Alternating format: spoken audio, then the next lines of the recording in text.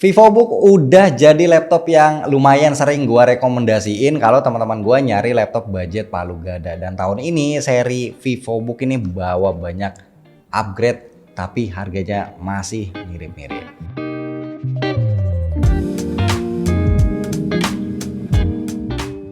Bismillah, alhamdulillah kita ketemu lagi bareng gua Romi. Nih yang gue pegang sekarang ini adalah Asus VivoBook S14 OLED 2024, ini versi Ryzen 7. Posisinya di tengah-tengah, ada versi yang lebih ekonomisnya pakai Ryzen 5 dan versi paling tinggi pakai Ryzen 9. Di webnya start angka 12 jutaan kurang 1000. Kalau yang gue pegang ini dia harganya 14.300.000 kurang 1000.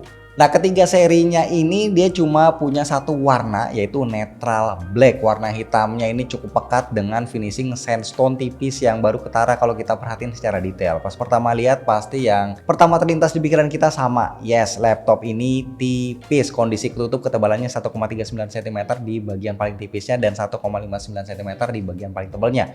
Buat dibawa dengan satu tangan juga gampang banget karena cuma 1,3 kg. Paling ya agak sedikit licin aja nih bodinya. Overall gua suka ya sama desainnya karena dia simple aja gitu ya. Di bagian backdoornya cuma ada tulisan Asus VivoBook warna silver.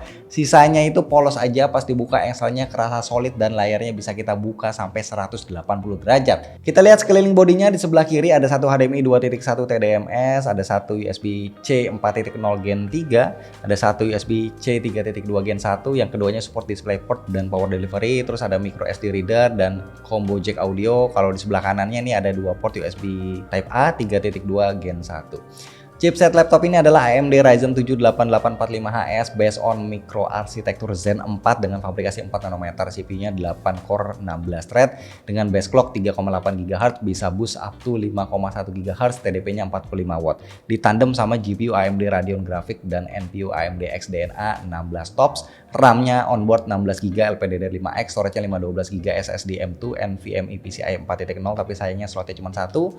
Konektivitasnya Wi-Fi 6E, dual band, Bluetooth 5.3 dan OS-nya dia pakai Windows 11. Nah, kalau gua benchmark ini pakai Geekbench 6, laptop ini bisa dapetin skor 2465 single core dan 12141 untuk multicore. Di GPU benchmark dapetin skor 28840, di PC Mark 10 dapat skor 7060.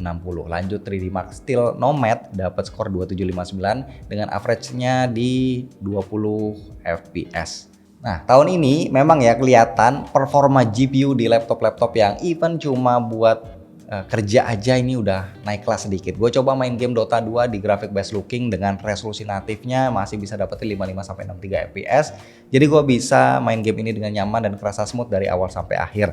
Nah, salah satu yang paling dibanggain sama Asus Indonesia dari awal tahun ini adalah sistem cooling mereka. Asus Ice Cool di laptop ini punya dua heat pipe dual fan dengan 97 blade. Yang harus gue akuin ini sukses bikin laptop ini adem. Lanjut ke layarnya, ini pakai OLED 14 inch 1200 pixel, tapi sayangnya refresh rate masih 60 Hz dengan peak brightness HDR di 600 nits, 60% NTSC color gamut, contrast ratio 1 juta banding 1, Versa certified display true black 600 1,07 miliar warna dan Pantone validated dan finishingnya glossy.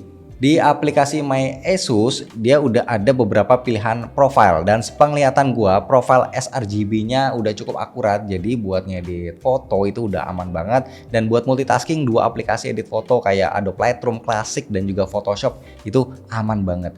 Secara overall layarnya ini sudah cukup baik, ketajamannya cukup, kontrasnya juga enak, warna yang dihasilkan juga nggak lebay saturasinya dan support HDR. Nah, HDR-nya ini juga support buat konten di YouTube tapi nggak bisa di Netflix. Sayangnya kualitas speakernya menurut gue ini decent aja, malah gue merasa kayak agak kurang lantang ya buat nonton.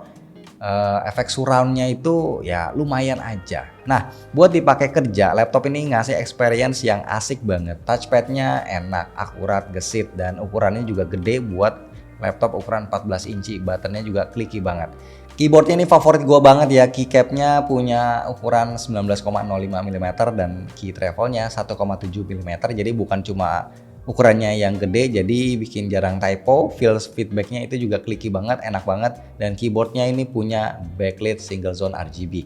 Nah, kalau webcamnya udah Full HD dan ada IR Blaster yang bikin kita bisa pakai face recognition buat biometric unlock. Di webcamnya juga ada privacy shutter buat nutup kameranya, jadi kalau nggak dipakai itu aman. Buat meeting online kualitasnya juga udah cukup banget dan ada fitur kayak buat ngeblur background ataupun auto framing ya.